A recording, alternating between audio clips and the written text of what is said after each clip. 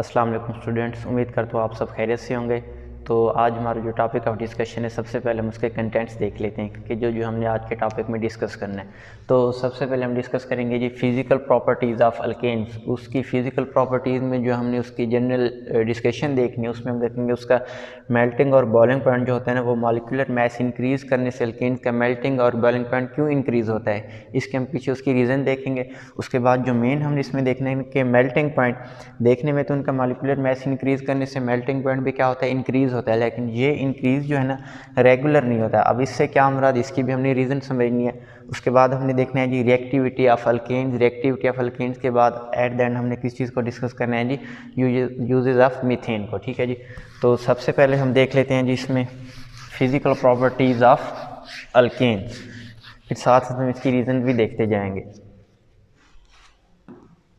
अच्छा जी, physical properties क्या होती हैं? फिज़िकल प्रॉपर्टीज़ होती हैं बेसिकली उसकी हम कह सकते हैं एक्सटर्नल प्रॉपर्टीज़। क्या कहेंगे जी हम, उनकी एक्सटर्नल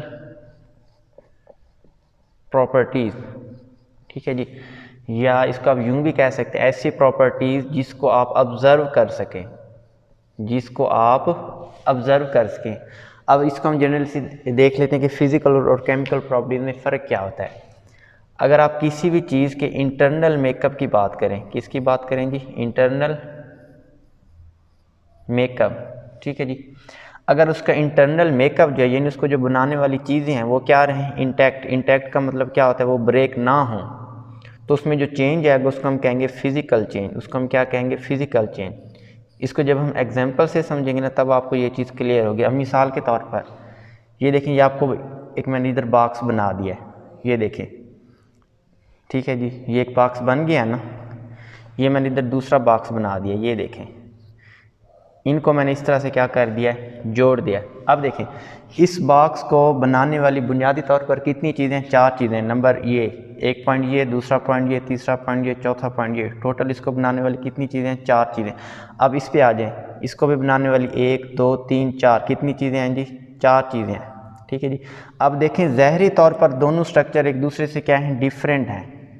ज़ाहरी तौर पर दोनों स्ट्रक्चर एक दूसरे से क्या हैं जी, डिफरेंट है, लेकिन इन दोनों का जो इंटरनल मेकअप है, इंटरनल मेकअप का मतलब क्या है, जिन चीज़ों से मिलकर बने हैं। अब इंटरनल मेकअप में ये कितनी चीज़ों से मिलकर बने, चार चीज़ों से। ये स्ट्रक्चर भी कितनी चीज़ों से मिलकर बना है, चार चीज़ों से। इन दोनों का इंटरनल मेकअप क्या है जी, इंटरनल मेकअप जो है वो क्या है, सेम है, लेकिन इन दोनों की जो फिज़िकल अपीयरेंस है, ज़ाहरी तौर पर जो उसकी अपीयरेंस आपको नज़र आ रही है वो क्या है, डिफरेंट है। क्या है जी, डिफरेंट है। तो किसी भी चीज़ के अंदर जब उसका इंटरनल मेकअप सेम रहता है लेकिन उसकी फ़िज़िकल अपीयरेंस सेम ना हो, अब फिज़िकल अपीयरेंस को चेंज करने में मुख्तलिफ़ चीज़ों का रोल है। मिसाल के तौर पर आप उस चीज़ को मेल्ट कर दें या आप उस चीज़ को क्या कर दें, बॉयल कर दें, तो उसका ये जो इंटरनल मेकअप सेम हो लेकिन फ़िज़िकल अपीयरेंस उसकी क्या हो जाए, चेंज हो जाए, तो इस तरह के चेंज को हम क्या नाम देते हैं जी, फ़िज़िकल चेंज। क्या नाम देंगे जी, फ़िज़िकल चेंज। ठीक है जी, और फिज़िकल चेंज में जो प्रॉपर्टीज़ इन्वॉल्व होंगी उसको हम क्या कहेंगे जी, फिज़िकल प्रॉपर्टीज़। क्या नाम देंगे, फिज़िकल। इसको हम एग्जांपल से भी समझ लेते हैं, ये चीज़ मज़ीद आपको क्लियर हो जाएगी। अब मिसाल के तौर पर मेरे पास वाटर है H2O। ठीक है जी, ये मेरे पास किस शक्ल में, लिक्विड फार्म में है, या लेट्स सपोज लिक्विड फार्म में नहीं है, इसको हम सॉलिड फार्म में लेते हैं। हमारे पास है आइस। ठीक है जी, आइस को आप थोड़ा सा हीट करें, ये किस में कन्वर्ट हो जाएगी, लिक्विड में। इसको मज़ीद हीट करें तो ये किस में कन्वर्ट हो जाएगी, वेपर्स में। ठीक है जी, आइस जो है ये किससे मिलकर बनी है, H2O से, और ये कौन सी फार्म है, सॉलिड फार्म। इसको आपने हीट किया है लिक्विड में, वो भी H2O, वेपर्स में आपने उसको कन्वर्ट किया, ये भी किस में कन्वर्ट हो गया, गैस में। अब गौर से देखें, इसको आइस को भी बनाने वाला क्या है, H2O, लिक्विड को बनाने वाला भी क्या है, H2O, वेपर्स को, वाटर के जो वेपर्स हैं उसको भी बनाने वाला क्या है जी, H2O। यानी इन तीनों के अंदर जो उनका इंटरनल मेकअप है वो सेम है। इन तीनों के अंदर उनका इंटरनल मेकअप क्या है जी, सेम है। ये मेरे पास बर्फ़ थी, उसको मैंने क्या किया, मेल्ट किया है। क्या किया है जी, मेल्ट किया, मतलब मैंने उसको हीट दी। उसको क्या दिया बच्चे, हीट दी है। जो ही मैंने आइस को हीट दी है ना, तो वो फ़ौरन कन्वर्ट हो गया लिक्विड H2O में। किस में कन्वर्ट हो गया जी? लिक्विड H2O में। तो लिक्विड H2O में जाते हुए वो सॉलिड से कन्वर्ट हो गया लिक्विड में। इट मीन उसकी जो फिज़िकल अपीयरेंस है वो चेंज हो गई है। डिफरेंट से मुराद वो चीज़ उसकी क्या हो गई है? चेंज हो गई है। उसकी जो फिज़िकल अपीयरेंस है वो क्या हो गई है? चेंज हो गई। इट मीन उसकी फिज़िकल अपीयरेंस डिफरेंट हो गई है, लेकिन उसके जो इंटरनल मेकअप है वो सेम रहा है। आइस को भी बनाने वाला H2O है और लिक्विड को भी बनाने वाले कौन से मालिक्यूल हैं जी? H2O के मालिक्यूल। उसके बाद दोबारा देखें, इसी H2O लिक्विड को मैंने हीट किया और उसको क्या कर दिया? बॉयल कर दिया। इसको मैंने क्या किया जी? बॉयल किया। जो ही मैंने उसको बॉयल किया, ये किस में कन्वर्ट हो गया? वेपर्स में। तो वेपर्स में चेंज होते हुए भी उसकी बेसिकली फिजिकल अपीयरेंस चेंज हुई है ना, उसके इंटरनल मेकअप तो सेम ही रहा है। ये देखें, ये भी H2O है, पहले भी ये क्या था? H2O था। तो ये जो तब्दीली है, इस तब्दीली को हम क्या नाम देंगे जी? Physical change. क्या नाम देंगे जी? Physical change. और उसकी वो जो प्रॉपर्टीज़ होंगी फिज़िकल चेंज से रिलेटेड, उस प्रॉपर्टीज़ को हम कहेंगे फिज़िकल प्रॉपर्टीज़। क्या नाम देंगे जी? Physical properties. उस फिज़िकल प्रॉपर्टीज़ में मेल्टिंग पॉइंट भी आ सकता है, बॉइलिंग पॉइंट भी आ सकता है, यानी कोई भी चेंज जो उसकी फिज़िकल अपीयरेंस को चेंज कर दे लेकिन उसके इंटरनल मेकअप को चेंज ना करे, उस प्रॉपर्टी को हम क्या नाम देंगे जी? Physical property. क्या नाम देंगे जी? Physical property. ये तो उसकी हमने कॉमन एग्जांपल देख ली। अब इसी चीज़ को हमने अप्लाई किस चीज़ के ऊपर करना है जी? अल्केन्स के ऊपर अप्लाई करना है। किस चीज़ के ऊपर अप्लाई करना है जी? अल्केन्स के ऊपर। अब इसको हम देख लेते हैं जी, अल्केन में इन फिज़िकल प्रॉपर्टीज़ का क्या रोल होता है। ठीक है जी, तो उम्मीद करता हूँ इसमें आपको ये समझ आ गया होगा कि फ़िज़िकल प्रॉपर्टीज़ में हम क्या क्या चीज़ें लेंगे। यानी हम जो भी चीज़ लेंगे ना, उसकी जो केमिकल कंपोजिशन या इंटरनल जो मेकअप है वो सेम रहेगी, लेकिन उसके अंदर जो फिज़िकल अपीयरेंस है उसकी वो क्या हो जाएगी? चेंज हो जाएगी। ठीक है जी, तो इस चीज़ को हम देख लेते हैं। अब देखें, फिज़िकल प्रॉपर्टीज में सबसे पहले ये देख लें, first 4 members of alkanes are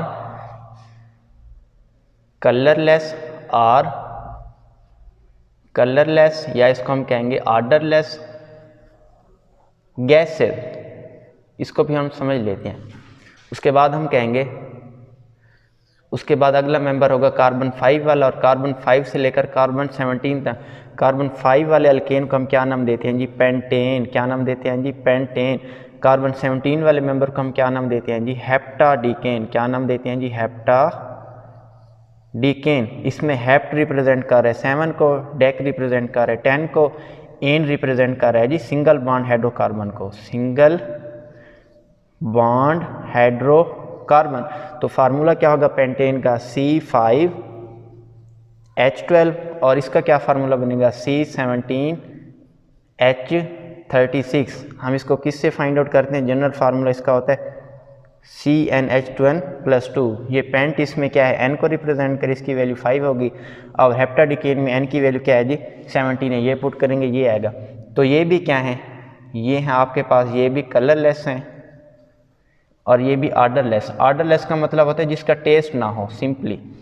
colourless हैं और साथ हमारे पास क्या है जी? ऑर्डरलेस हैं। टेस्ट भी आप कह सकते हैं, या आप कह सकते हैं स्मेल, मतलब आपको कोई स्मेल नज़र नहीं आएगी। ये क्या है? लिक्विड्स हैं। ये क्या हैं जी? लिक्विड्स हैं। अब दूसरे उसके पास बच जाएंगे आपके पास हायर मेंबर्स। क्या बच जाएंगे जी? Higher members. अब ये हायर मेंबर्स आपके पास क्या होंगे जी? सॉलिड्स होंगे। क्या होंगे जी? सॉलिड्स। कौन से सॉलिड्स होंगे?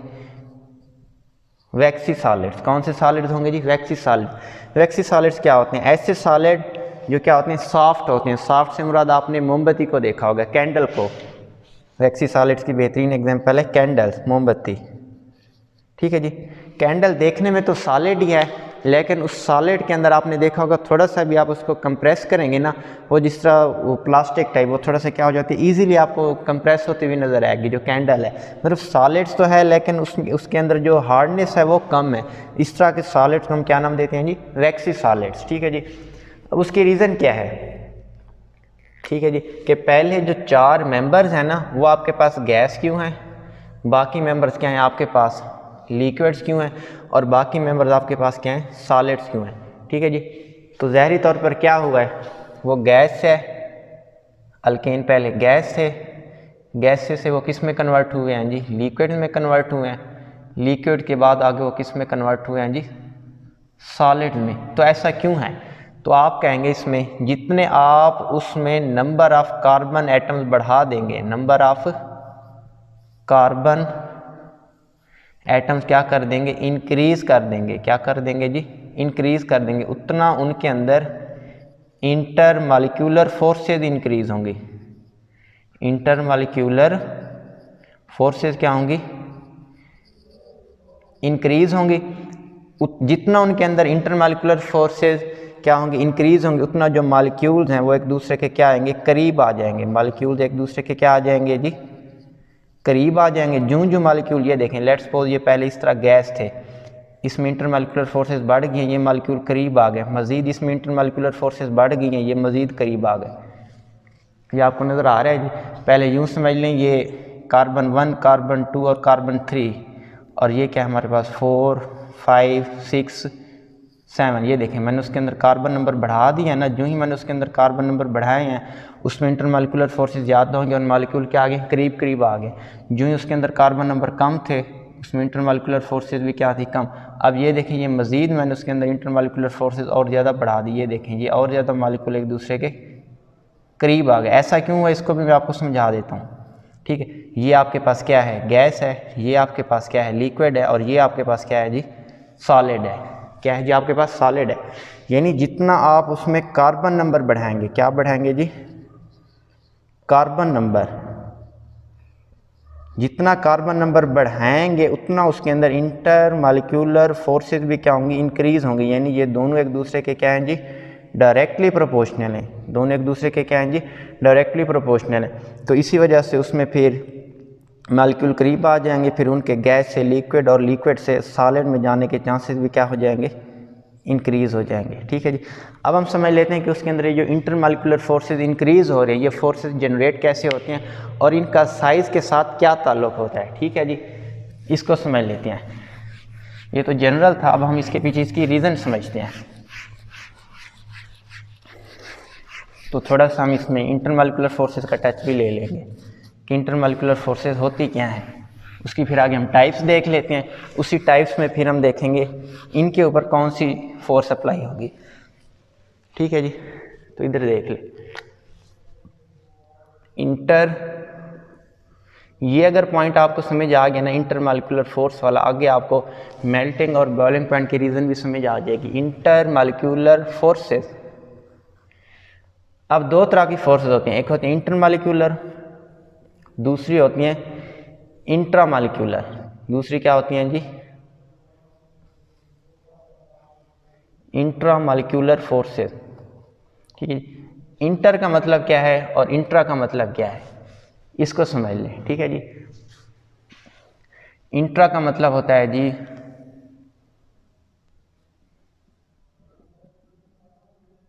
ठीक है जी, विद इन कह लें, मतलब दो मॉलिक्यूल के दरमियान, या इसको आप सिंपली कह लें बिटवीन। ठीक है जी, इसको आप क्या कहेंगे जी, बिटवीन। इसमें आप क्या कह लें, विद इन की बजाय विद इन आप इधर लगा दें। अब इसको समझ लेते हैं बिटवीन और विद इन में क्या फ़र्क है। अब ये देखें, मिसाल के तौर पर मेरे पास है ये स्ट्रक्चर है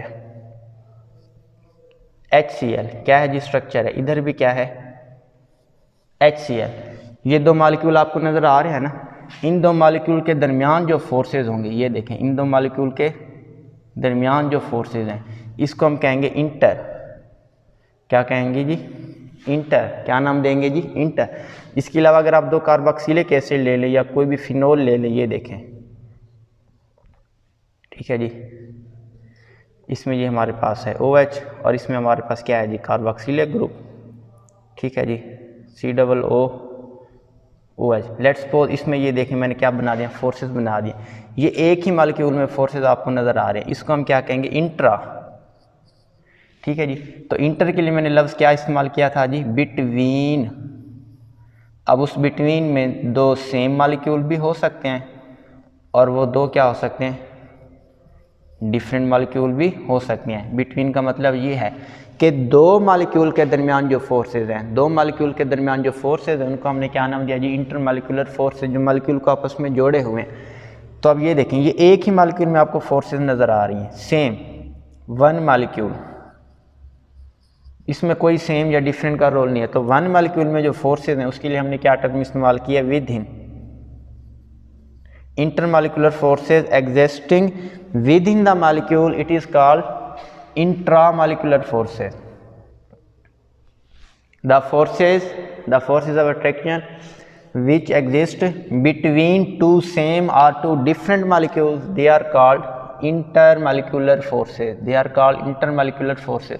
अब हमने जो डिस्कस करना है वो हमने क्या डिस्कस करना है जी, इंटरमॉलिक्यूलर फोर्सेस को। इसकी अब टाइप्स भी हम देख लेते हैं कि इसकी टाइप्स क्या है।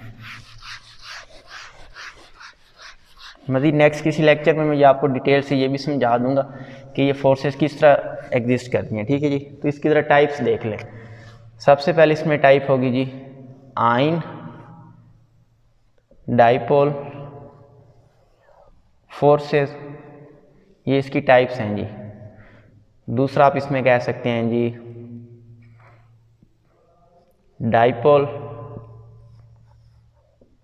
डाइपोल फोर्सेस, फिर हम इसको थोड़ा सा समझ भी लेते हैं, ठीक है जी।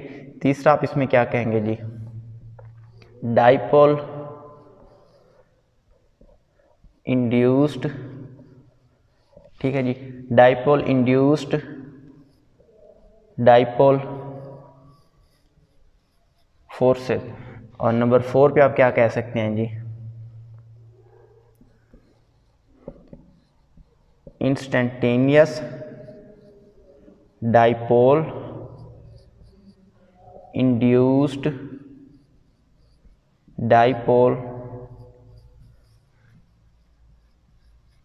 फोर्सेस, ठीक है जी। इसके हमने 4 टाइप्स लिखे हैं, ion dipole forces, dipole forces, dipole induced dipole forces, instantaneous dipole induced dipole forces. अब इसमें समझ लें, जब कोई पोलर मॉलिक्यूल हो, क्या हो जी, पोलर का मतलब क्या होता है, एक में पॉजिटिव चार्ज हो एक टर्मिनल पे, दूसरे पे उसके कौन सा चार्ज हो, नेगेटिव चार्ज हो। क्यों, due to electronegativity difference. जब उसमें इलेक्ट्रोनेगेटिविटी डिफरेंस आ जाएगा तो एक टर्मिनल पे कौन सा चार्ज होगा, पॉजिटिव, दूसरे टर्मिनल पे मॉलिक्यूल में कौन सा चार्ज होगा, नेगेटिव। उस मॉलिक्यूल को कहेंगे पोलर। तो पोलर मॉलिक्यूल के लिए आपने वर्ड जो इस्तेमाल करना है ना इंटरमॉलिक्यूलर फोर्सेस में, आपने उसको कहना है डाइपोल। क्या कहना है जी, डाइपोल। इट मीन ये जो डाइपोल है ये रिप्रेजेंट कर रहा है इंटरमॉलिक्यूलर फोर्स को। किस चीज़ के अंदर, मॉलिक्यूल कौन सा लेना है आपने, पोलर। तो ये जो वर्ड पोलर है ये रिप्रेजेंट करता है मॉलिक्यूल को, और ये जो वर्ड डाइपोल है ये डाइपोल रिप्रेजेंट करता है जी इंटरमॉलिक्यूलर फोर्सेस को। अब आपको पॉइंट समझ आ गया होगा। अब मिसाल के तौर पर इधर क्या लिखा हुआ है, डाइपोल फोर्सेस। ये डाइपोल किसको रिप्रेजेंट कर रहा है, IMF इंटरमॉलिक्यूलर फोर्स को। ये भी डाइपोल किसको रिप्रेजेंट कर रहा है, IMF इंटरमॉलिक्यूलर फोर्स को। अगर मैं इसमें मॉलिक्यूल की बात करूंगा तो इसमें मैं क्या कहूँगा, पोलर प्लस पोलर मॉलिक्यूल। अब आपको पॉइंट समझ आ गया होगा, पोलर प्लस पोलर मॉलिक्यूल, यानी डाइपोल रिप्रेजेंट कर रहे हैं इंटरमॉलिक्यूलर फोर्स को, और वो जो मॉलिक्यूल है जिसमें ये फोर्स एग्जिस्ट करेगी उसके लिए आप वर्ड क्या इस्तेमाल करेंगे, पोलर। तो पोलर मॉलिक्यूल, इसमें फोर्सेस के लिए मैं क्या टर्म यूज़ करूंगा, डाइपोल फोर्सेस, ठीक है जी। उसके अलावा दूसरी इसमें क्या टर्म यूज़ हुई है जी, इंड्यूस्ड डाइपोल। क्या है जी, इंड्यूस्ड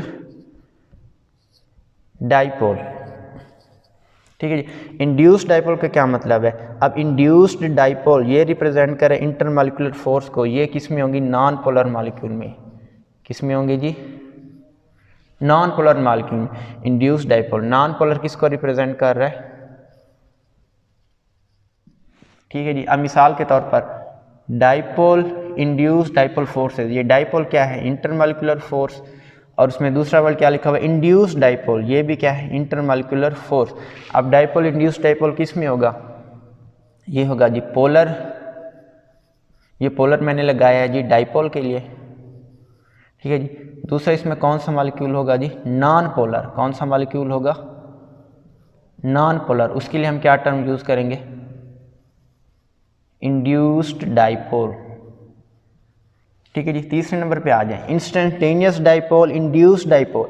जब दोनों नॉन पोलर मॉलिक्यूल आ जाएं, क्या आ जाएंगी? दोनों नॉन पोलर। तो ये देखें इंस्टेंटेनियस डाइपोल, ये इंस्टेंटेनियस डाइपोल रिप्रेजेंट कर इंटरमॉलिक्यूलर फोर्स, इंड्यूस्ड डाइपोल ये भी रिप्रेजेंट कर रहा है इंटरमॉलिक्यूलर फोर्स। इंस्टेंटेनियस डाइपोल का मतलब क्या है जी? Non polar. क्या है जी? Non polar. और ये इंड्यूस्ड डाइपोल भी, ये भी क्या है? Non polar. ठीक है जी। दूसरा लिखा हुआ है आयन डाइपोल। आयन का मतलब आयन, डाइपोल का मतलब क्या है? पोलर। किसी पोलर मॉलिक्यूल में आप क्या कर दें? आयन को ऐड कर दें तो उन दोनों के दरमियान जो इंटरमॉलिक्यूलर फोर्सेज एग्जिस्ट करेंगे उनको हम क्या कहेंगे? Ion dipole forces. अब हमने अल्केन के लिए जो डिस्कस करना है वो हमने डिस्कस करना है instantaneous dipole, induced dipole forces को। अब इनको समझ लें, ये किस तरह फोर्सेज जनरेट होंगे और इनका अल्केन में क्या रोल है, इसको हम समझ लेते हैं विद इन डिटेल।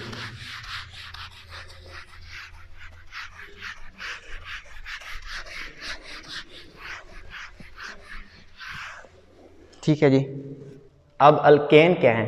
पहले तो ये समझ लें, आपको पता होना चाहिए अल्केन के मॉलिक्यूल हैं क्या। ये देखिए आप, पहले आपको पता होना चाहिए अल्केन के मॉलिक्यूल हैं नॉन पोलर। क्या हैं जी? Non polar. क्यों नॉन पोलर है? क्योंकि इनमें इलेक्ट्रोनेगेटिविटी डिफरेंस जो है, इलेक्ट्रोनेगेटिविटी डिफरेंस जो है वो वेरी लो है। क्या है जी? पहले तो अब इसको दोबारा इलेक्ट्रोनेगेटिविटी डिफरेंस को समझ लेते हैं। मिसाल के तौर पर ये देखें, ये कंपाउंड ए है, इसने बॉन्ड बनाए हुए कंपाउंड बी के साथ। कंपाउंड ए उसने बॉन्ड किसके साथ बनाया हुआ है? बी के साथ। इसका भी इलेक्ट्रॉन है, बी का भी इलेक्ट्रॉन है। अगर दोनों के अंदर इलेक्ट्रॉन को अट्रैक्ट करने की एबिलिटी इक्वल हो तो ए का इलेक्ट्रॉन, बी का इलेक्ट्रॉन, दोनों इलेक्ट्रॉन किस में रहेंगे जी? सेंटर में रहेंगे। ना इलेक्ट्रॉन का झुकाव ए की तरफ है, ना इलेक्ट्रॉन का झुकाव बी की तरफ है। तो इस तरह के मॉलिक्यूल को हम कहेंगे नॉन पोलर। क्या कहेंगे? Non polar. दूसरा होता है पोलर, इसी को समझ लें, ए और ये क्या है? बी। लेट्स सपोज बी के अंदर इलेक्ट्रॉन को अट्रैक्ट करने की एबिलिटी थोड़ी सी ज़्यादा है। बी के अंदर इलेक्ट्रॉन को अट्रैक्ट करने की एबिलिटी ज़्यादा है और ए के अंदर इलेक्ट्रॉन को लूज़ करने की एबिलिटी ज़्यादा है। तो अब होगा क्या? थोड़ा सा इलेक्ट्रॉन का झुकाव, जो ए वाला इलेक्ट्रॉन है वो बी की जानब चला जाएगा, बी वाला इलेक्ट्रॉन बी के पास ही रहेगा। क्यों? क्योंकि बी के अंदर इलेक्ट्रॉन को अट्रैक्ट करने की एबिलिटी है, इसी वजह से उसने एक इलेक्ट्रॉन को अपनी तरफ खींच लिया। इसी वजह से इसके ऊपर हल्का सा, क्योंकि इलेक्ट्रॉन का झुकाव आपको किस साइड पर नज़र आ रहा है? बी वाली साइड में नज़र आ रहा है। हम इधर कहेंगे इसके ऊपर चार्ज आ गया, पार्शियल नेगेटिव। इसमें क्योंकि थोड़ा सा इलेक्ट्रॉन मिसप्लेस हो गया है, बी की तरफ उसका झुकाव ज़्यादा हो गया, तो इसके ऊपर कौन सा चार्ज आ गया? पॉजिटिव। तो ऐसे मॉलिक्यूल को हम क्या कहेंगे? Polar molecule. क्या कहेंगे जी? Polar molecule. अब इसके लिए हम लेते हैं इलेक्ट्रोनेगेटिविटी। इलेक्ट्रोनेगेटिविटी होता है किसी भी एटम की इलेक्ट्रॉन को अट्रैक्ट करने की एबिलिटी, वो उसकी क्या कहलाती है? इलेक्ट्रोनेगेटिविटी। अब दो एटम है, दोनों में हम उनके इलेक्ट्रोनेगेटिविटी को देखेंगे कि दोनों में इलेक्ट्रॉन को अट्रैक्ट करने की एबिलिटी क्या है। अगर उसमें किसी एक एटम की भी इलेक्ट्रॉन को अट्रैक्ट करने की एबिलिटी ज़्यादा होगी तो वो इलेक्ट्रॉन को अपनी तरफ थोड़ा सा अट्रैक्ट कर लेगा। इसकी वजह से उसके ऊपर ज़ाहरी तौर पर हमें कौन सा चार्ज नज़र आएगा जी? नेगेटिव। और जहाँ से वो इलेक्ट्रॉन अपनी तरफ अट्रैक्ट कर रहा है वहाँ पर हमें कौन सा चार्ज नज़र आएगा? ज़ाहरी तौर पर पॉजिटिव। तो इसी वजह से उस मॉलिक्यूल को हम कहेंगे पोलर। और जिसमें ये इलेक्ट्रोनेगेटिविटी डिफरेंस कम हो, यानी दोनों के अंदर इलेक्ट्रॉन को अट्रैक्ट करने की एबिलिटी क्या हो? इक्वल हो, राउंड अबाउट, तो इसी वजह से उसमें ज़ाहरी तौर पर कोई आपको चार्ज नज़र नहीं आएगा। इसी वजह से उसको हम क्या कहेंगे? Non polar. अब ये जो अल्केन्स हैं ये नॉन पोलर हैं, क्योंकि अल्केन किससे मिलकर बने हैं? कार्बन और हाइड्रोजन से। तो जब ये कार्बन और हाइड्रोजन आपस में क्या बनाएंगे? बॉन्ड बनाएंगे, तो दोनों के अंदर इलेक्ट्रॉन को अट्रैक्ट करने की जो एबिलिटी है, क्या है जी? अट्रैक्ट करने की एबिलिटी है वो क्या है? राउंड अबाउट सेम है। इधर मैं वर्ड लिख रहा हूँ जी, ऑलमोस्ट सेम। ऑलमोस्ट यानी जितना कार्बन के अंदर इलेक्ट्रॉन को अट्रैक्ट करने की एबिलिटी है उतना हाइड्रोजन के अंदर भी इलेक्ट्रॉन को अट्रैक्ट करने की एबिलिटी है। तो इन दोनों में जो इलेक्ट्रोनेगेटिविटी का डिफरेंस है वो क्या होता है? वो होता है डिफरेंस होता है 0.4। ये कैसे होता है आगे हम इसको भी समझ लेंगे जब हम उसकी रिएक्टिविटी पढ़ेंगे। तो फिलहाल मैंने आपको ये समझाया कि अल्काइन जो होती हैं वो आपके पास क्या होती है? Non polar. अल्केन्स क्या होते हैं? नॉन पोलर, क्योंकि उनके दरमियान इलेक्ट्रोनेगेटिविटी डिफरेंस वेरी लो, कितना नज़र आ रहा है आपको 0.4। कार्बन के अंदर जो इलेक्ट्रोनेगेटिविटी की वैल्यू है बेसिकली वो होती है 2.5, हाइड्रोजन के होती है 2.1। तो दोनों का डिफरेंस निकालें, 2.5 माइनस 2.1, तो आंसर क्या आएगा आपको 0.4। इसी वजह से ये अल्केन आपके पास क्या होते हैं जी, नॉन पोलर। अब अगर ये नॉन पोलर है तो अभी मैंने आपको बताया नॉन पोलर के अंदर कौन सी फोर्सेज एग्जिस्ट करती हैं जी, instantaneous dipole, induced dipole forces. कौन सी फोर्सेज इसमें एग्जिस्ट करेंगे जी, instantaneous dipole, induced dipole forces. याद रखिए, मिसाल के तौर पर ये एक मीथेन का मॉलिक्यूल है, हाइड्रोजन हाइड्रोजन हाइड्रोजन, ये हाइड्रोजन, ये मीथेन। अब ये दूसरा मॉलिक्यूल है, ये देखें, ये दूसरा मॉलिक्यूल आ गया, ये इसमें क्या आ गया जी, तीसरा मॉलिक्यूल आ गया CH4। ठीक है जी, ये आपको नज़र आ रहा है जी। तो ये देखें, इन दोनों में ये देखें, लेट्स सपोज ये फोर्सेज ऑफ अट्रैक्शन है, मिसाल के तौर पर हम एग्जांपल बतौर देख रहे हैं। तो इसमें ये जो आपको फोर्सेज ऑफ अट्रैक्शन नज़र आ रही है, ये कौन सा मॉलिक्यूल है, नॉन पोलर। दूसरा मॉलिक्यूल भी क्या है, नॉन पोलर। तीसरा मॉलिक्यूल भी क्या है, नॉन पोलर। मीथेन की बजाय आप इथेन भी ले लें तो उसमें भी क्या होगा, मॉलिक्यूल नॉन पोलर। तो नॉन पोलर मॉलिक्यूल में जो फोर्सेज एग्जिस्ट करती हैं उसको हम कहते हैं इंस्टेंटेनियस डाइपोल, आगे हम कहेंगे इंड्यूस्ड डाइपोल फोर्सेज। ये भी नॉन पोलर मॉलिक्यूल, दूसरा भी क्या होगा इसमें जी, नॉन पोलर मॉलिक्यूल। अब ये फोर्सेज इनमें जनरेट कैसे होंगे ये देखें। अब इसमें मैंने वर्ड लिखा है डाइपोल। डाइपोल का मतलब है इसके अंदर मैंने पोलैरिटी खुद से पैदा करनी है, इसमें भी मैंने पोलैरिटी क्या करनी है, पैदा करनी है। पोलैरिटी से क्या मुराद है, एक टर्मिनल के ऊपर पॉजिटिव, दूसरे के ऊपर नेगेटिव, एक के ऊपर पॉजिटिव, दूसरे के ऊपर नेगेटिव चार्ज। अब इसको ज़रा समझिए। ये मिसाल के तौर पर मेरे पास है कंपाउंड A और दूसरा है कंपाउंड B, इन दोनों के दरमियान में इंटरमॉलिक्यूलर फोर्सेस को देख रहा हूँ, कंपाउंड A और कंपाउंड B। अब इसको देखें, अगर इनमें मैं अप्लाई कर दूं हाई प्रेशर, क्या अप्लाई कर दूं जी, हाई प्रेशर, और टेम्परेचर क्या रखूं, लो रखूं, तब इसमें मैं देखता हूं क्या चेंजिंग आती है। अब ये देखें, ये है एटम A, ठीक है जी। अब ये उसका न्यूक्लियस, ये है उसमें प्रोटॉन, और ये उसमें क्या है जी, इलेक्ट्रॉन। अब A और B में बॉन्ड कुछ इस तरह से, मिसाल के तौर पर A है और ये क्या है B। अब A और B में इलेक्ट्रॉन को अट्रैक्ट करने की ऑलमोस्ट जो एबिलिटी है वो राउंड अबाउट इक्वल है। CH समझ लें, कार्बन और हाइड्रोजन, जितना कार्बन के अंदर इलेक्ट्रॉन को अट्रैक्ट करने की एबिलिटी है उतना ही B के अंदर इलेक्ट्रॉन को, यानी हाइड्रोजन के अंदर इलेक्ट्रॉन को अट्रैक्ट करने की एबिलिटी है। तो राउंड अबाउट उसमें इलेक्ट्रोनेगेटिविटी डिफरेंस 0 है। अब इलेक्ट्रोनेगेटिविटी डिफरेंस दोनों में बेशक 0 है, लेकिन इलेक्ट्रॉन इसमें भी मौजूद है, प्रोटॉन इसमें भी मौजूद है, इलेक्ट्रॉन इसमें भी मौजूद है, प्रोटॉन भी इसमें मौजूद है। फ़र्क क्या है, इन दोनों में जो इलेक्ट्रोनेगेटिविटी डिफरेंस है वो क्या है, वो कम है। वो कितना आ रहा है, ऑलमोस्ट अल्केन में 0.4। इस चीज़ को हम देख रहे हैं। तो मिसाल के तौर पर ये देखें, ये इसके इलेक्ट्रॉन है, लेट्स सपोज, ठीक है जी। अब ये दूसरा एटम है। अब दूसरे एटम को हमने क्या कर दिया, हाई प्रेशर अप्लाई कर दिया। टेम्परेचर उसमें हमने क्या रखा है जी, लो रखा है। टेम्परेचर हमने क्या रखा है, लो रखा है। अब ये देखें, जो ही मैं हाई प्रेशर अप्लाई करूँगा तो दूसरा मॉलिक्यूल भी इसमें क्या आ जाएगा, इसके करीब आ जाएगा। ये देखें, ये दोनों मॉलिक्यूल एक दूसरे के क्या आ गए, करीब। ये बेशक सेम मॉलिक्यूल समझ लें, ये देखें, ठीक है जी, ये आपको नज़र आ गए। अब देखें, दोनों मॉलिक्यूल के करीब आने की वजह से ये इलेक्ट्रॉन, इसके ऊपर नेगेटिव चार्ज, ये भी नेगेटिव चार्ज, दोनों में क्या पैदा होगी जी, रिपल्शन। क्या पैदा होगी जी, रिपल्शन पैदा होगी। क्या पैदा होगी जी, रिपल्शन। रिपल्शन के नतीजे में इनमें क्या तब्दीली होगी वो ज़रा देख लें।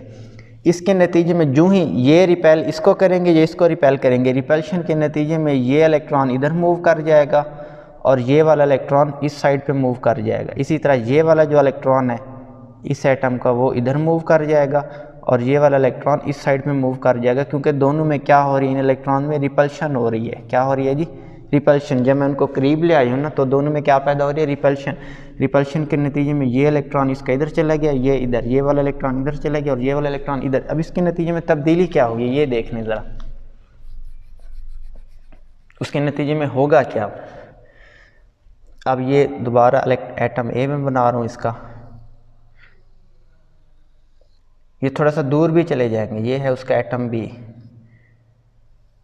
ये लेट्स सपोज ये इस तरह चले गए। अब होगा क्या इसमें, देखिए रिपल्शन के नतीजे में इलेक्ट्रॉन इस साइड पे आ गए, 2 इलेक्ट्रॉन इसमें पीछे पहले ही मौजूद थे। अब ये वाला इलेक्ट्रॉन जब इधर मूव करेगा ये इसको रिपेल करेगा, ये वाला इलेक्ट्रॉन फिर इसके करीब आ जाएगा, ये देखें, ठीक है। इसी तरह ये वाला इलेक्ट्रॉन इनको रिपेल करेगा, ये इलेक्ट्रॉन भी इसके क्या आ जाएंगे करीब, ये देखें हम, ठीक है। 2 इलेक्ट्रॉन पहले ही मौजूद थे, तो ये 2 इलेक्ट्रॉन ये वाले थे और ये 2 इलेक्ट्रॉन ये वाले, कितने हो गए 6, 2 4 6। अब ये इलेक्ट्रॉन इधर चला आए और ये इलेक्ट्रॉन इधर, ये देखें ये 7 इलेक्ट्रॉन और ये कितने हो गया जी 8 इलेक्ट्रॉन। तो गौर से आपने देखा इसमें क्या हुआ है, इलेक्ट्रॉन नॉन, ये बेसिकली मॉलिक्यूल दोनों क्या थे, ये भी नॉन पोलर है, अगला मॉलिक्यूल भी मेरे पास क्या है जी नॉन पोलर है। तो नॉन पोलर मॉलिक्यूल में हुआ कि इसमें भी यही सीन होगा, ये देखें ये 8 इलेक्ट्रॉन इधर भी आप लिख लें, 5 6 7 और 8। इसके नतीजे में भी देखें एक साइड पे इलेक्ट्रॉन का झुकाव ज़्यादा है, दूसरी साइड पर इलेक्ट्रॉन का झुकाव कम है। तो इसके नतीजे में होगा क्या, ज़ाहरी तौर पर यहाँ पर आपका ऐसे फील होगा जैसे नेगेटिव चार्ज हो, और इधर क्योंकि इलेक्ट्रॉन कम हो गए तो ये देखें प्रोटॉन ज़्यादा नज़र आ रहे हैं, तो इधर आपको कौन सा चार्ज नज़र आएगा, पॉजिटिव। तो इसके अंदर देखें मैंने पोलैरिटी को क्या कर दिया, इंड्यूस्ड कर दिया। इसमें जो पोलैरिटी पैदा हुई है इसको हम कहेंगे इंस्टेंटेनियस डाइपोल, लम्हाती तौर पर इसमें जो पोलैरिटी पैदा हो रही है। अब इसमें भी देख लें, ये देखें इसके ऊपर कौन सा चार्ज है, नेगेटिव चार्ज। अब इसके ऊपर कौन सा चार्ज आ जाएगा जी, पॉजिटिव चार्ज। अब ये देखें नेगेटिव पॉजिटिव आ गए तो मॉलिक्यूल क्या बन गया, लम्हाती तौर पर पोलर। पोलर के लिए हम क्या वर्ड यूज़ करेंगे, डाइपोल। इसमें भी लम्हाती तौर पर क्या है जी, इसमें भी आपको नज़र आ रहा है जी मॉलिक्यूल पोलर बन गया ना, पोलर बन गया। तो इसमें भी कौन सी फोर्सेस जनरेट हो गई हैं, डाइपोल। कौन सी फोर्सेस जनरेट होगी, डाइपोल। अब इसके नतीजे में क्या तब्दीली होगी ये अब देख लें।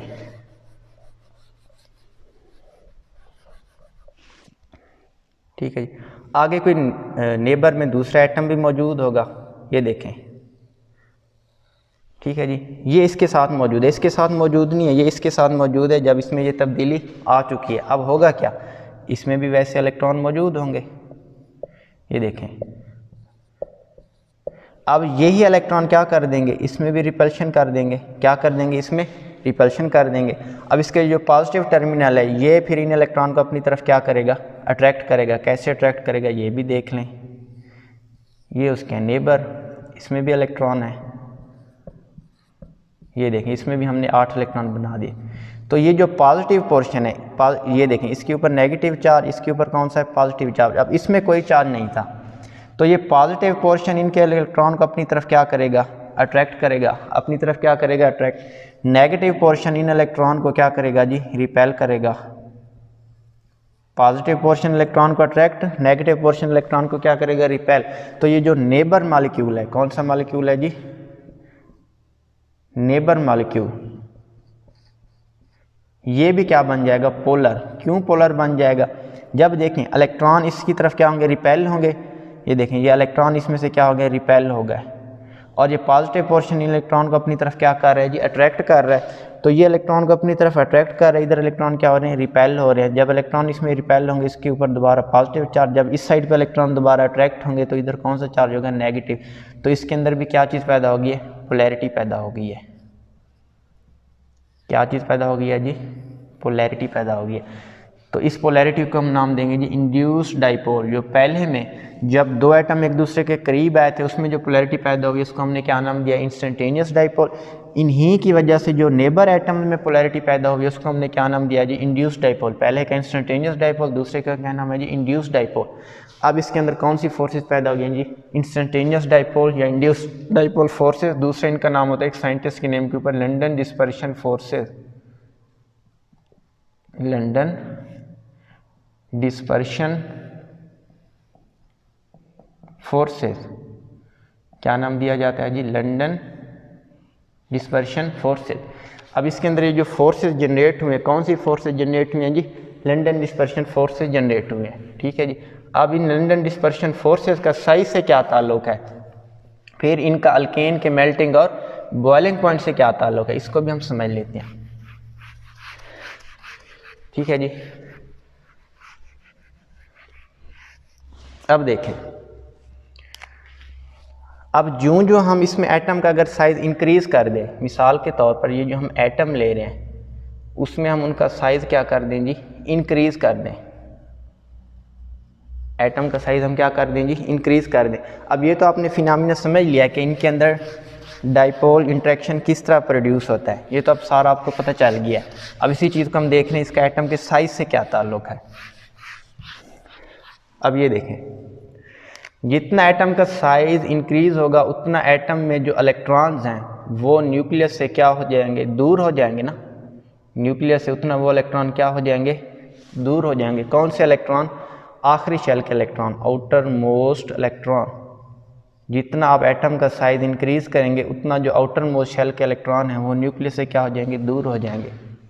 जितना इलेक्ट्रॉन न्यूक्लियस से दूर हो जाएंगे ना उतना वो नेबर एटम के इलेक्ट्रॉन को ज़्यादा रिपेल कर सकेंगे, उतना वो नेबर एटम के जो इलेक्ट्रॉन हैं उनको क्या कर सकेंगे, ईज़िली रिपेल कर सकेंगे।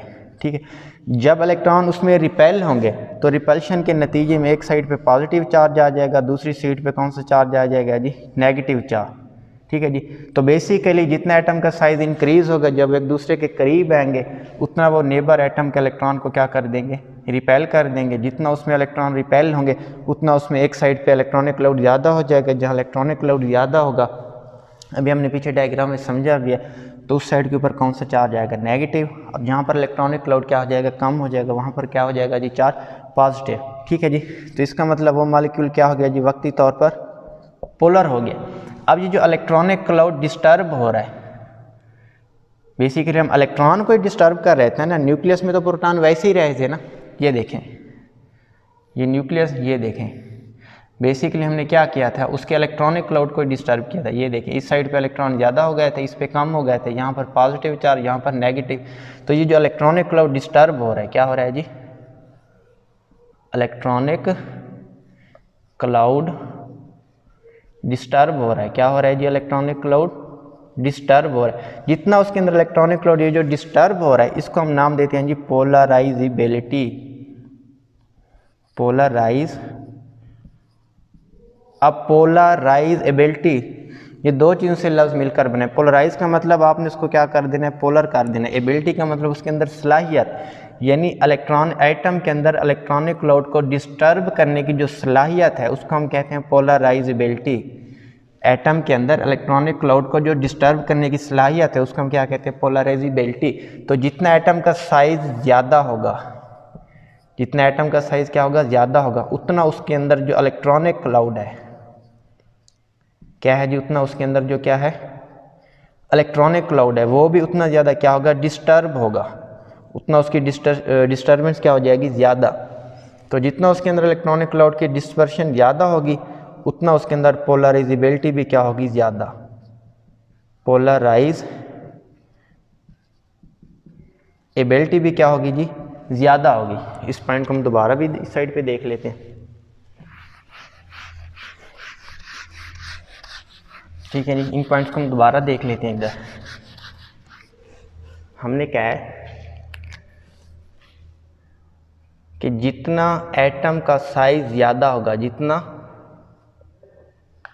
एटम का साइज़ क्या होगा, ज़्यादा होगा, उतना उसके अंदर जो इलेक्ट्रॉनिक क्लाउड है क्या है जी, इलेक्ट्रॉनिक क्लाउड है, वो उतना उसमें क्या होगा,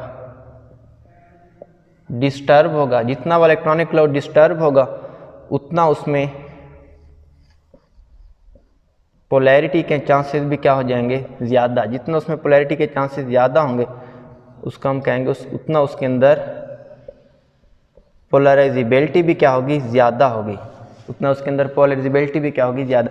जितना उसमें पोलराइजेबिलिटी ज़्यादा होगी उतना उसके अंदर लंडन डिस्पर्शन फोर्सेस भी क्या होंगी, ज़्यादा होंगी। अब जितना ये फोर्सेस ज़्यादा होंगी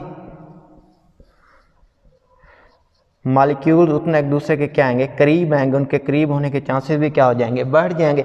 इसी वजह से फिर एटम का जो ही आप साइज़ क्या करोगे, इंक्रीज़ करोगे उतना उसके मालिक्यूल करीब आ जाएंगे, जिसकी वजह से वो गैस से लिक्विड और लिक्विड से सॉलिड में उनके कन्वर्ट होने के चांसेस बढ़ जाएंगे। यही वजह है कि अगर हम पहले 4 मेंबर की बात करें एल्केन के, कार्बन 1 से कार्बन 4, दूसरा है कार्बन 5 से कार्बन 17, दूसरा क्या है जी कार्बन 17 से ज़्यादा। तो इसमें देखें एटम का साइज़ स्मॉल है, इसमें साइज़ थोड़ा सा ज़्यादा है, इसमें साइज़ सबसे ज़्यादा है। तो जितना एटम का साइज़ बढ़ रहा है उतना उसका इलेक्ट्रॉनिक क्लाउड जो डिस्टर्ब है उसके डिस्टर्ब होने के चांसेस भी क्या हो रहे हैं, इंक्रीज़ हो रहे हैं। उतना उसके अंदर पोलैरिटी के चांसेस भी इंक्रीज़ हो रहे हैं, उतना उसके अंदर पोलराइजेबिलिटी भी इंक्रीज़ हो रही है बच्चे। इसी तरह उसमें लंडन डिस्पर्शन फोर्सेस भी क्या हो रही है, इंक्रीज़ हो रही हैं। उतना उसमें मालिक्यूल भी क्या आ रहे हैं, एक दूसरे के करीब आ रही हैं, जिसकी वजह से उसके गैस से लिक्विड और लिक्विड से सॉलिड में कन्वर्ट होने के चांसेस भी क्या होंगे, ज़्यादा होंगे। इसी के साथ हम फिर अगला पॉइंट डिस्कस करेंगे कि अल्केन के जो पहले मेंबर हैं वो फर्स्ट 4 मेंबर्स क्या हैं, गैस, अगले क्या हैं लिक्विड, तीसरे क्या हैं सॉलिड। अब हम इसी में देख लेते हैं मेल्टिंग और बॉइलिंग पॉइंट। देखिए जितना एटम का साइज़ बढ़ेगा इलेक्ट्रॉनिक क्लाउड उतना डिस्टर्ब, उतना पोलैरिटी ज़्यादा, उतना पोलराइजेबिलिटी ज़्यादा, उतना उसके अंदर इंटरमॉलिक्यूलर फोर्सेज इंक्रीज़ होंगी, उतना उसके अंदर फिर क्या होगा, गैस से लिक्विड, लिक्विड से सॉलिड में कन्वर्ट होने के चांसेस ज़्यादा होंगे। फिर सॉलिड को लिक्विड में कन्वर्ट करने के लिए एनर्जी भी आपको क्या चाहिए, ज़्यादा। फिर लिक्विड को गैस में कन्वर्ट करने के लिए भी एनर्जी क्या चाहिए, ज़्यादा। ठीक है जी। इसी वजह से फिर उनका जो मेल्टिंग पॉइंट है और बॉइलिंग पॉइंट है वो भी क्या होता है, एटम के साइज़ के साथ इंक्रीज़ होता है। Melting and boiling point increases when size increases. ये आपको रीज़न समझ आ गई होगी। क्यों?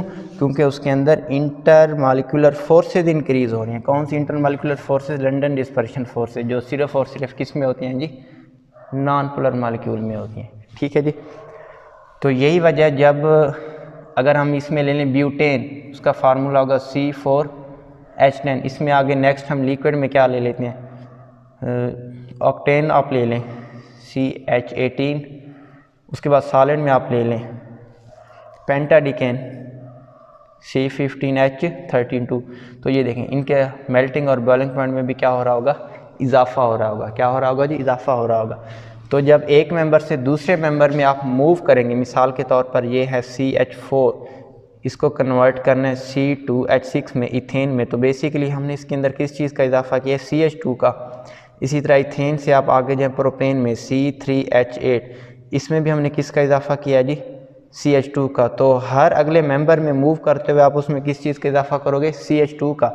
उसी के हिसाब से उसमें जो मेल्टिंग और बॉइलिंग पॉइंट है वो 20 से लेकर 30 डिग्री सेंटीग्रेड तक वो भी क्या होगा जी, इंक्रीज़ होगा। ठीक है जी।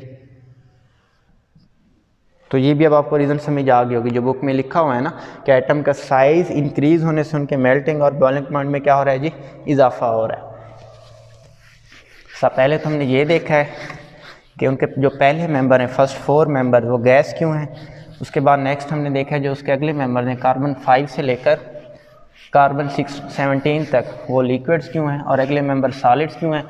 इसके अलावा हमने क्या देखा, उनका मेल्टिंग और बॉइलिंग पॉइंट भी क्या हो रहा होता है, इंक्रीज़ हो रहा होता है। और कितना इंक्रीज़ होता है, हर मिथाइलिन ग्रुप ऐड करते हुए उसमें CH2 का इजाफा करते हुए कितना इजाफा हो रहा था, 20 से 30 डिग्री सेंटीग्रेड उसमें क्या हो रहा था जी, इजाफा हो रहा था। अच्छा जी, आप जानते हैं जो अल्केन्स हैं ये क्या होती हैं, नॉन पोलर। क्या होते हैं जी, नॉन पोलर। अब इसके अंदर हम देखते हैं सॉल्युबिलिटी कि ये किन चीज़ों के अंदर सॉल्युबल होंगे। इसके अंदर अब हम देख लेते हैं इनकी सॉल्युबिलिटी। एक प्रिंसिपल होता है solubility principle, like dissolves like, कि एक जैसी चीज़ किस में हल होती है, एक जैसी चीज़ में क्या होती है, हल होती है। ये कॉमन बात है। हम अगर इसको कॉमन लाइफ में भी ऑब्ज़र्व करें तो हम एक अपनी जैसी सोबत को क्या करते हैं, पसंद करते हैं। इसी तरह इसमें भी यही कुछ है कि लाइक डिजॉल्व लाइक, अपने जैसे एटम मालिक्यूल अपने जैसे एटम और मालिक्यूल में रहना चाहेंगे। तो इसमें हम कहेंगे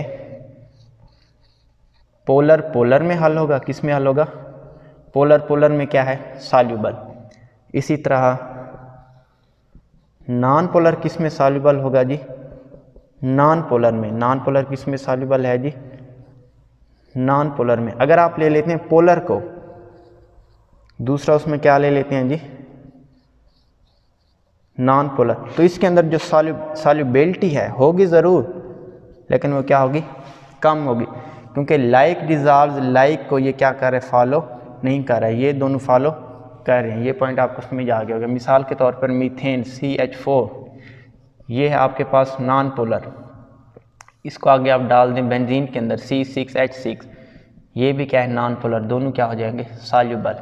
लेकिन अगर आप इसी नॉन पोलर बेंजीन को ले लें या मीथेन को ले लें C6H6, या फिर आप इसमें ले लें मीथेन को, और इसको आप डाल दें वाटर के अंदर, अब ये दोनों क्या हैं जी, नॉन पोलर, वाटर आपके पास क्या है, पोलर, तो इसमें सॉल्युबिलिटी होगी ज़रूर थोड़ी बहुत, वो उसकी वजह से डाइपोल इंड्यूस्ड डाइपोल फोर्सेस की वजह से, लेकिन वो सॉल्युबिलिटी कम होगी और इसमें सॉल्युबिलिटी क्या होगी, ज़्यादा। तो इसी वजह से फिर हम क्या कहते हैं, क्योंकि सॉल्युबिलिटी कम है तो हम कहते हैं पोलर एंड नॉन पोलर और इनसॉल्युबल। अब इनसॉल्युबल से ये मुराद नहीं है कि वो बिल्कुल ही हल नहीं होंगे, हल ज़रूर होंगे, लेकिन पोलर की निस्बत उनकी पोलर में सॉल्युबिलिटी ज़्यादा है, पोलर की पोलर में, नॉन पोलर की नॉन पोलर में सॉल्युबिलिटी ज़्यादा है, लेकिन उनकी पोलर और नॉन पोलर की सॉल्युबिलिटी क्या होगी, कम होगी। तो ये एक और पॉइंट था। इसी वजह से ये जो जितने भी अल्कीन थे ये पानी में हल नहीं होते, और जितना उसमें एटम का साइज़ इंक्रीज़ करेंगे, जितना एटम का साइज़ क्या करेंगे जी, इंक्रीज़ करेंगे, ठीक है जी, उतना जो उसके अंदर सॉल्युबिलिटी है वो क्या होगी जी, डिक्रीज़ होगी, उसकी सॉल्युबिलिटी क्या होगी, डिक्रीज़ होगी। उसकी रीज़न क्या है, इतना आप एटम का साइज़ इंक्रीज़ कर रहे हो उतना उसमें इंटरमॉलिक्यूलर फोर्सेस में इजाफा हो रहा है, उतना उनको मॉलिक्यूल को तोड़ने के लिए, ब्रेक करने के लिए फिर आपको एनर्जी भी तो ज़्यादा चाहिए। अब जितना एनर्जी ज़्यादा आपको ज़रूरत होगी उतना उसकी सॉल्युबिलिटी क्या हो जाएगी, डिक्रीज़ हो जाएगी, ठीक है जी। साइज़ इंक्रीज़ होने से उनमें इंटरमॉलिक्यूलर फोर्सेस में क्या हो रहा है, इजाफा, भी आपको पीछे समझाया है। जितना उसमें इंटरमॉलिक्यूलर फोर्सेस में इजाफा होगा उतना उस मॉलिक्यूल को ब्रेक करना क्या होगा, मुश्किल होगा, उतना ज़्यादा एनर्जी चाहिए। अब जिसके लिए एनर्जी ज़्यादा चाहिए इट मीन उसकी सॉल्युबिलिटी कम हो रही है, सॉल्युबिलिटी से मुराद उसको तोड़ना क्या है, मुश्किल है। एक ये इसका पॉइंट था। अब नेक्स्ट हम इसके आ जाते हैं जी मेल्टिंग पॉइंट में, ठीक है जी। नेक्स्ट हम इसका देख लेते हैं जी मेल्टिंग पॉइंट। अब इसको ज़रा देखिएगा, एक और पॉइंट होता है मेल्टिंग पॉइंट और इसका जो बॉइलिंग पॉइंट है। अगर हमारे पास कंपाउंड हो जी स्ट्रेट चेन, क्या हो जी, स्ट्रेट चेन, तो इनका मेल्टिंग और बॉइलिंग पॉइंट ज़्यादा होगा, लेकिन इन्हीं का मेल्टिंग और बॉइलिंग पॉइंट अगर आप ले लें उसी कंपाउंड की ब्रांच्ड चेन ले लें, क्या ले लें जी, ब्रांच्ड चेन, तो वो क्या हो जाएगा, कम। मिसाल के तौर पर ये देखें CH3 CH2 CH2 CH3, ठीक है। स्ट्रेट चेन मॉलिक्यूल को क्या कहते हैं, N, तो ये हमारे पास है जी N ब्यूटेन, और इसका जो बॉइलिंग पॉइंट है क्या है जी, बॉइलिंग पॉइंट है आई थिंक वो है -0.5 डिग्री सेंटीग्रेड। इसी को अगर मैं आगे किस में कन्वर्ट कर देता हूँ, आइसो में। आइसो में कन्वर्ट करने का तरीका ये होता है, आपने लेनी है जी सेकेंड लास्ट कार्बन और वहाँ से एक हाइड्रोजन को आपने क्या कर देना है, लेस कर देना है, और वहाँ पर आपने ऐड कर देना है एक मिथाइल ग्रुप। मिसाल के तौर पर ये सेकंड लास्ट कार्बन है और ये भी सेकंड लास्ट कार्बन है, इन दोनों में कोई एक कार्बन और वहाँ से एक हाइड्रोजन आप क्या कर दें, कम कर दें। मिसाल के तौर पर CH3, अब इसमें से मैंने एक हाइड्रोजन क्या कर दिया, कम कर दिया, ये है CH2, आगे ये देखें ये CH, मैंने उसमें से एक हाइड्रोजन क्या कर दिया, कम कर दिया, आगे उसके साथ क्या अटैच है, CH3, फिर मैंने कहा एक हाइड्रोजन कम करने के बाद उसमें एक आप क्या लगा दें, मिथाइल ग्रुप। अब ये CH2 जो है ना ये इस साइड पे आ जाएगा, ठीक है जी। तो एक हाइड्रोजन जो कम किया है वो भी, ये हाइड्रोजन कम किया था, ये इधर आ गया CH2। अब ये हाइड्रोजन जब CH3 के साथ अटैच होगा तो ये किस में कन्वर्ट हो जाएगा जी, CH3 में। पीछे आपका क्या बन जाएगा जी, CH3। जब इस तरह के आप चेंजिंग करते हैं ना, इस चेंजिंग को हम नाम देते हैं आइसो का। तो ये कौन सा है, बेसिकली ये है आइसोब्यूटेन। कौन सा ब्यूटेन है जी, आइसोब्यूटेन। अब ये देखें ये स्ट्रेट चेन है और ये आपके पास कौन सा कंपाउंड है जी, ब्रांच चेन। स्ट्रेट चेन का वो कहते हैं मेल्टिंग और बॉइलिंग पॉइंट ज़्यादा है, लेकिन ब्रांच चेन का मेल्टिंग और बॉइलिंग पॉइंट कम है। अब इसका कितना होता है, इसका होता है जी -11.7 degree centigrade.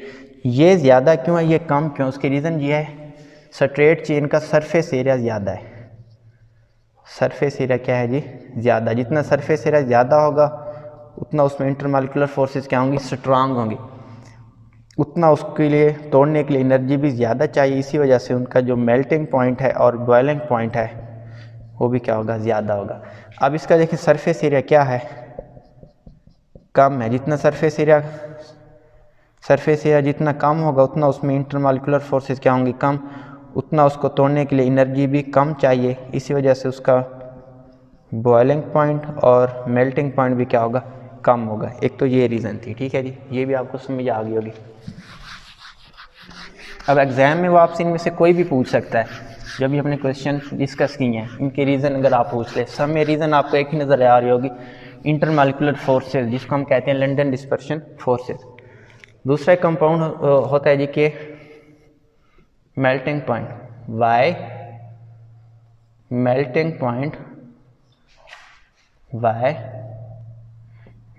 Point variation is not regular in alkanes के। अल्केन्स में मेल्टिंग पॉइंट वेरिएशन रेगुलर क्यों नहीं है, रेगुलर से क्या मुराद है। अगर हम इसमें ले लें जी एन पेंटेन, क्या ले लें जी, एन पेंटेन। अब अगला मेंबर क्या होगा जी, एन हेक्सेन। इसके बाद अगला मेंबर क्या होगा जी, एन हेप्टेन। अब देखें एन हेक्सेन से एन हेप्टेन की तरफ आते हुए इसकी मेल्टिंग पॉइंट में इजाफा होगा जी 35 डिग्री सेंटीग्रेड। अब जो ही एन हेक्सेन से एन हेप्टेन की तरफ आएंगे तो इसके मेल्टिंग पॉइंट में सिर्फ 4 डिग्री सेंटीग्रेड का क्या हो रहा है, इजाफा हो रहा है। कितना इजाफा हो रहा है जी, 4 डिग्री सेंटीग्रेड। अब ये देखें पेंटेन से हेक्सेन की तरफ आते हुए कितना उसमें इंक्रीज़ हो रहा है, मेल्टिंग पॉइंट में इजाफा 35 डिग्री सेंटीग्रेड। जो ही फिर हम हेक्सेन से किसकी तरफ आए जी, हेप्टेन की तरफ, उसमें इजाफा कितना आ रहा है जी, सिर्फ और सिर्फ 4 डिग्री सेंटीग्रेड इजाफा हो रहा है। लेकिन ये रेगुलर नहीं है, ये इतना ज़्यादा कम क्यों हो गया, 35, आगे तो ये 35 ये है, आगे भी तो इसमें कितना इजाफा होना चाहिए अगर देखा जाए 35 डिग्री सेंटीग्रेड, लेकिन ऐसा नहीं हुआ। आपको कौन सा इजाफा ऑब्जर्व हुआ है जी, 4 डिग्री सेंटीग्रेड। तो ऐसा भी, अब ये देखिए पेंटेन का स्ट्रक्चर ड्रा करें। पहले तो आपने ये करना है कि अल्केन है जो क्या है जी, इनका जो आपने स्ट्रक्चर ड्रा करना है इस चीज़ को समझने के लिए, वो आपने लेना है जिग जैग मैनर में। किस में, जिग जैग मैनर में। अब जिग जैग मैनर में कैसे लेना है, पेंटेन को ले लें CH3, उसके बाद क्या आएगा जी CH2, उसके बाद भी क्या आएगा CH2, उसके बाद आएगा जी CH2, उसके बाद क्या आएगा जी CH3। ये देखें ये इस तरह से जिग जैग मैनर में हमने क्या ले लिया, पेंटेन ले लिया, ठीक है जी। ये आपके पास क्या है जी, पेंटेन है। ये किस मैनर में हमने इसको लिया जी, जिग जैग मैनर में, ठीक है। उसके बाद क्या आ रहा है जी, हेक्सेन, इसको भी जिग जैग मैनर में लें CH3, उसके बाद आपने क्या लेना है जी CH2, CH2, CH2, CH2 और ये हमारे पास होगा जी CH3। ये भी देखें ये भी किस मैनर में आ रहा है जी, जिग जैग मैनर में आ रहा है। किस मैनर में आ रहा है जी, जिग जैग मैनर में। उसके बाद क्या आ रहा है जी, आपके पास हेप्टेन आ रहा है। ये देखें CH3, CH2, CH2, CH2, इसको भी आपने किस मैनर में लेना है, जिग जैग मैनर में लेना है। CH2 ये हमारे पास क्या हो गया जी CH3, ठीक है जी। हेप्टेन का फार्मूला होता है जी C7H16, C7H16। हेक्सेन का होता है जी फार्मूला C6H14। पेंटेन का होता है जी C5H12। ये देखें कार्बन 1 2 3 4 5 कार्बन इसमें आ गए ना, कितने कार्बन है जी 5 कार्बन, 3 5 7 9 3 12, कितने हाइड्रोजन आ गए हैं जी 12 हाइड्रोजन। ये तो आपके पास पेंटेन। हेक्सेन में आ जाए इसी तरह, कितने कार्बन नज़र आ रहे हैं 6 कार्बन, हाइड्रोजन कितने नज़र आ रहे हैं जी 6 का 14। इसमें आ जाए, ये इसमें कंपाउंड में आ जाए, ये हेप्टेन की बात हो रही है। इसमें 7 कार्बन और हाइड्रोजन कितने हैं जी 16 कार्बन। अब इसको समझिए, इसमें देखें आपको टर्मिनल जो अल्काइल ग्रुप हैं ये आपको सेम साइड पे नज़र आ रहे हैं। टर्मिनल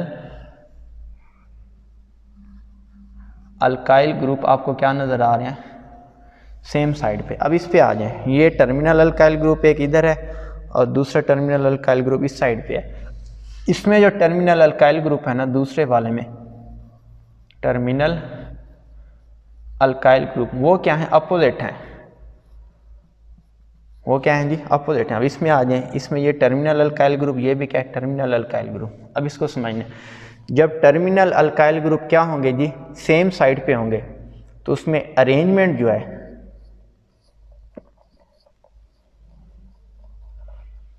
जो उनकी इसको हम कहेंगे क्लोज अरेंजमेंट, वो क्या होगी जी, नॉट रेगुलर। क्लोज अरेंजमेंट से मुराद है ये इस अरेंजमेंट को जब अल्काइल ग्रुप दोनों सेम साइड पे आ जाएं, किस साइड पे आ जाएं जी, सेम साइड पे आ जाएं, तब हम कहते हैं उसमें जो अरेंजमेंट है उसको हम नाम देते हैं क्लोज अरेंजमेंट। क्या नाम देते हैं जी, एटम्स के अरेंजमेंट को हम नाम देंगे क्लोज अरेंजमेंट। अगर वो सेम साइड पे होंगे तो उसके लिए आप एक वर्ड यूज़ करेंगे, उसके अंदर जो क्लोज अरेंजमेंट है ना एटम्स की, वो रेगुलर नहीं है। अब इसमें देखें, अल्काइल ग्रुप एक इधर आ रहा है, दूसरा इधर आ रहा है। अब इसमें जो अल्काइल ग्रुप की अरेंजमेंट है वो एक दूसरे के क्या है, अपोजिट है। अब जो ही उसमें अल्काइल ग्रुप की अरेंजमेंट क्या होगी, अपोजिट होगी, तो इसके लिए आप क्या कहेंगे, उसके अंदर जो क्लोज एटॉमिक अरेंजमेंट है, क्या है जी, जो क्लोज अरेंजमेंट है, उसके लिए आप वर्ड यूज़ करेंगे ये रेगुलर है। ये क्या है जी, रेगुलर है। इसके बाद इधर आ जाएं, ये देखें दोबारा ये सेम है, तो इसमें जो स्ट्रक्चर की क्लोज अरेंजमेंट है, कौन सी अरेंजमेंट, इसको हम इस अरेंजमेंट को नाम देंगे क्लोज अरेंजमेंट। तो आप कहेंगे नॉट रेगुलर, नॉट, यानी स्ट्रक्चर के अंदर अगर अल्काइल ग्रुप दोनों टर्मिनल अल्काइल ग्रुप, कौन से alkyl group, terminal alkyl group, अगर दोनों आ जाएं सेम साइड पे, तब आप कहेंगे उसके अंदर जो अरेंजमेंट है स्ट्रक्चर की क्लोज अरेंजमेंट वो रेगुलर नहीं है। दूसरा हमने क्या कहा कि अगर उसमें टर्मिनल अल्काइल ग्रुप क्या आ जाए, अपोजिट आ जाए, तो उसके लिए फिर आप क्या कहेंगे, उसके लिए कहेंगे जो उसके अंदर ये देखें, उसके अंदर जो स्ट्रक्चर की अरेंजमेंट है उसको आप क्या नाम देंगे, रेगुलर। अब बेसिकली हुआ क्या है, हम जो ही एन पेंटेन से हमने मूव किया एन हेक्सेन में, ये देखें ये एन पेंटेन है, एन पेंटेन के बाद हमने किस में मूव किया है जी, एन हेक्सेन में। तो एन पेंटेन से एन हेक्सेन में मूव करते हुए जो स्ट्रक्चर की अरेंजमेंट है वो क्या हो रही है, क्लोज स्ट्रक्चर अरेंजमेंट रेगुलर हो रही है। क्या हो रही है, रेगुलर हो रही है।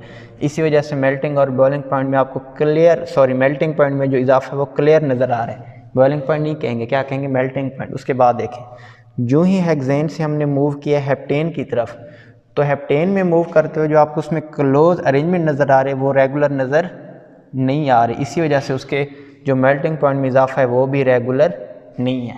ये उसके अंदर क्या है बच्चे, रीज़न है कि उसके अंदर जो मेल्टिंग पॉइंट में इजाफा हो रहा है वो रेगुलर क्यों नहीं है। ये तो हमने इसकी देखी हैं जी फिजिकल प्रॉपर्टीज़, ठीक है जी। अब हम देख देते हैं जी रिएक्टिविटी ऑफ अल्केन। उसके बाद हम देखेंगे last one, uses of methane, ठीक है जी। उसके बाद हमारे पास क्या आ रहा है जी, रिएक्टिविटी ऑफ अल्केन। पहली बात तो ये है अल्केन्स, इसमें जो एन लिखा हुआ है, क्या लिखा हुआ है जी, एन्स। एन्स का मतलब होता है सिंगल बॉन्डेड हाइड्रोकार्बन। अल्केन में जो एन्स लिखा हुआ है इसका क्या मतलब होता है, single bonded hydrocarbon. Single bond का मतलब होता है उसमें होता है सिग्मा बॉन्ड।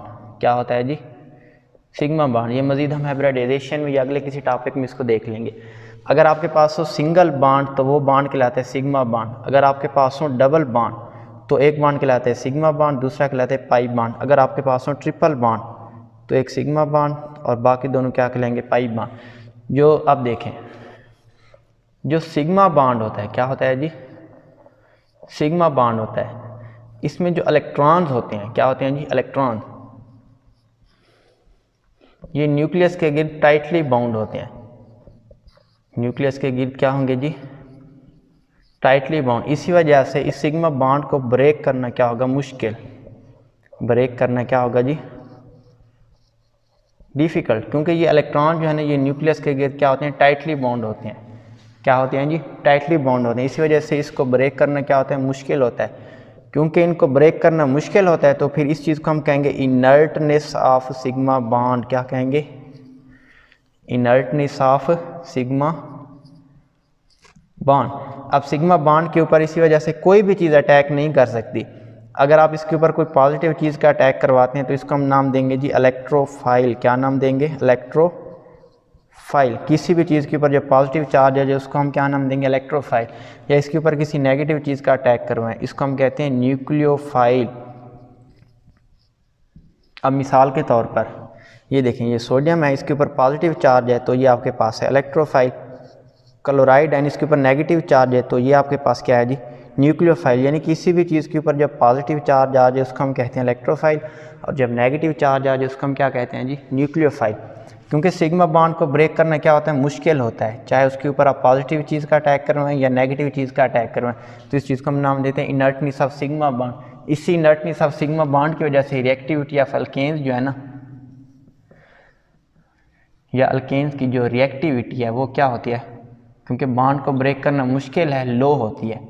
ये किसी दूसरी चीज़ के साथ इजीली रिएक्ट नहीं करते क्योंकि इनके बॉन्ड को ब्रेक करना क्या होता है, मुश्किल। दूसरा इसमें क्या होता है, नॉन पोलर नेचर ऑफ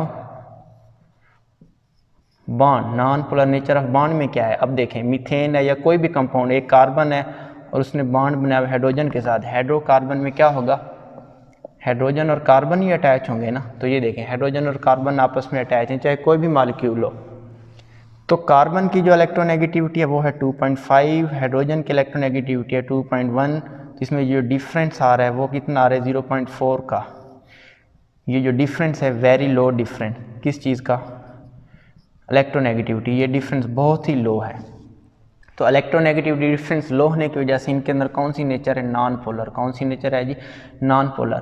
तो हम इसको कहते हैं non polar nature of bonding. इसी non polar nature of bonding की वजह से भी ये आगे रिएक्टिविटी शो नहीं करती। इनकी जो रिएक्टिविटी है वो क्या होती है, लो होती है।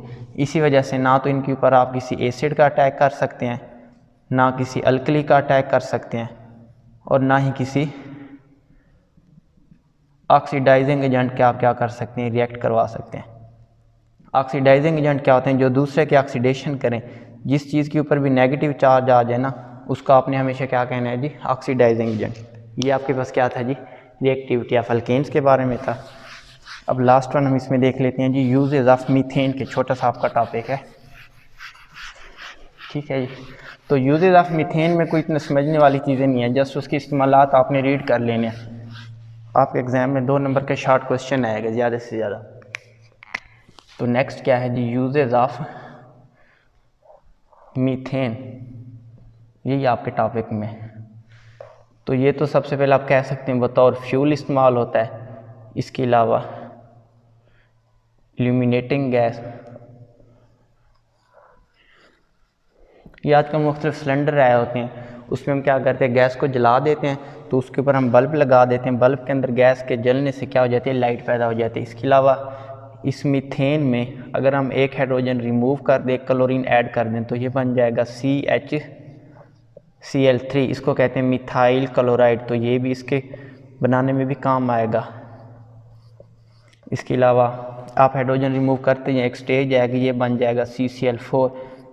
इसको कहते हैं क्लोरोफार्म। तो ये इसके बनाने में भी काम आएगा। मिथाइल क्लोराइड, क्लोरोफार्म, ये मुख्तलिफ प्रोडक्ट्स हैं जिनके यूज़ में काम होता है। इसके अलावा इसी मीथेन को आगे आप कन्वर्ट कर सकते हैं मिथाइल अल्कोहल में, इथाइल अल्कोहल में, HCHO फॉर्मेल्डिहाइड में। आगे इसके अलावा इसको आप कन्वर्ट कर सकते हैं कार्बोक्सिलिक एसिड में। ये इसके क्या हैं, यूजेस हैं। इसके अलावा इसका आप यूज़ कर सकते हैं फर्टिलाइज़र मैन्युफैक्चरिंग में, खाद बनाने में भी इसका क्या है, इस्तेमाल है। ये अब खाली उसके क्या लिखे हुए, इस्तेमालात लिखे हुए हैं। तो इन इस्तेमालात को भी आप देख लीजिएगा। तो उम्मीद करता हूँ आज का लेक्चर आपको समझ आ गया होगा। अगर आपको इस लेक्चर में कोई भी कन्फ्यूजन है तो आप हमें कमेंट बॉक्स में कमेंट कर दीजिएगा। तब तक के लिए अल्लाह हाफिज़।